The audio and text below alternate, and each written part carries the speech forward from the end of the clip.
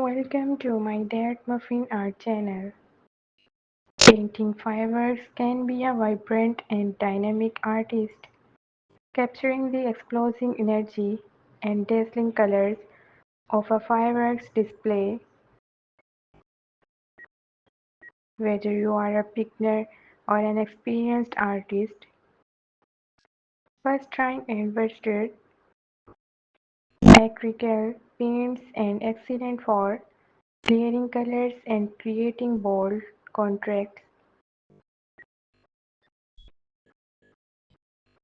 Ideal for softer, more ethereal fireworks effect, allowing colors to blend, offer rich deep colors and smooth blending, but require more drying time. Using software like Photoshop can allow for flexible experiments with colors and effects.